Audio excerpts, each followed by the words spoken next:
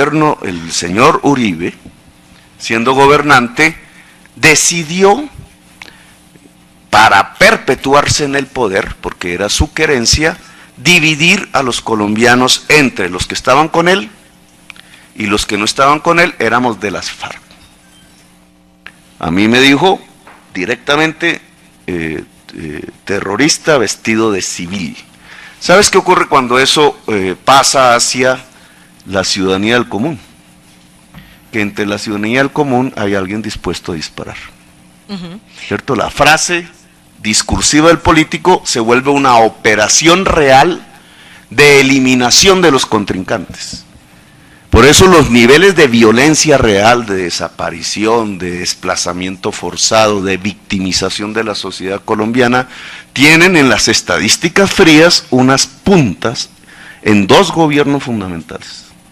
El gobierno de Pastrana y el gobierno de Uribe, que alcanza su máximo. Y después un debilitamiento hacia adelante, que aún no termina, pero es un debilitamiento. Yo no estoy con Santos. Pues me separa muchísimo mis posiciones del gobierno de Santos.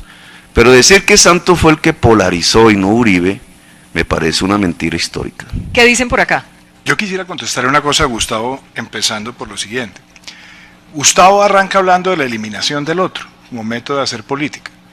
Y no se trata de traer la historia, doctor Petro, pero ¿usted no militó en un grupo que tenía por principio eliminar al otro para hacer política?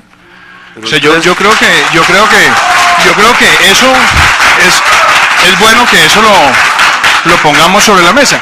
Y yo le reconozco su transición hacia la paz. Pero empecemos por ahí. Pero no la reconozco. Pero yo lo he escuchado. Al retrotraernos el hecho de que estuvimos combatiendo y de que no hicimos la paz, entonces usted está simplemente prejuiciando sobre el valor de la paz. Doctor Gustavo, yo lo escuché a usted. Yo entiendo su transición. Le entiendo su transición, pero me parece importante la congruencia y la coherencia. Por eso se lo digo. Lo otro es, ¿vamos a reducir entonces esta discusión simplemente a Uribe y a Santos? O sea, esto es un tema de dos personas, de dos tintos, como si el resto del país fueran simplemente miembros de una secta que se dejan guiar por dos monjes. No, aquí estamos hablando de un país que rechaza la construcción de una paz donde haya una serie de concesiones que generan impunidad. Y que lo que han pedido son modificaciones. ¿Para qué? Para unir al país en torno a la paz. Pero no vayamos a trivializar esto simplemente en dos personas. Y yo tengo una discrepancia respetuosa con Juan Carlos frente al tema de Venezuela. No era solamente Caldera y Carlos Andrés.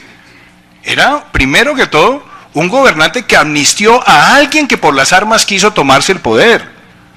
Y que eso también generó un rechazo en la población venezolana. Y por otro lado, malas decisiones de la élite política y de la élite parlamentaria, que también me parece que hacen parte de la discusión. Pero hoy lo que tenemos que discutir es cómo vamos a resolver esto hacia adelante, porque andar siempre en el pasado, pues sirve. Hoy lo que tenemos que preguntarnos es, ¿somos capaces como país de corregir las cosas que están saliendo mal frente a estos acuerdos y que están perpetuando el narcotráfico como gasolina para las armas? Eso es lo que tenemos que estar discutiendo hoy. Y lo que tenemos que estar discutiendo es si somos capaces como país de hacer esas enmiendas y hacerlas en democracia sin desconocer los resultados electorales como pasó después del 2 de octubre. Eso es lo que yo creo que Colombia merece hoy, más que estar invocando odios en el pasado, porque también se lo digo, usted fue alcalde de Bogotá, Gustavo, y lo único que yo lo vi a usted fue promover el odio de clases. Yo no creo que esa tampoco sea una forma de hacer política en Colombia. Hay un ataque, todos están pidiendo la palabra, me parece bien, seamos breves. Sí, perfecto, hágale pues. Eso se llama... Pero seamos breves. Santos y Uribe. Seamos breves para que todos puedan participar. A la próxima. Quienes nos invitaron a hablar de Santos fueron los que trajeron el tema del plebiscito aquí a colación, pero digamos, acepto que el tema no es hablar simplemente de Santos y Uribe, sino de lo que eso significa, porque al final son los presidentes de Colombia de los últimos 16 años lo que duró el Frente Nacional. Usted saca a colación mi pasado, como falta de coherencia, ¿no, señor? Aprenda primero de mi vida antes de criticarme. Yo fui un estudiante de colegio público, el mejor estudiante de mi colegio. Fui concejal de Zipaquirá por elección popular.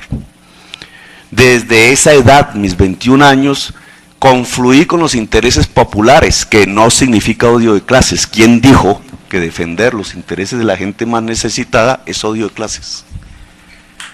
Siendo estudiante universitario, fui elegido concejal y el ejército me sacó a la fuerza de Zipaquirá, siendo concejal elegido, y me torturó.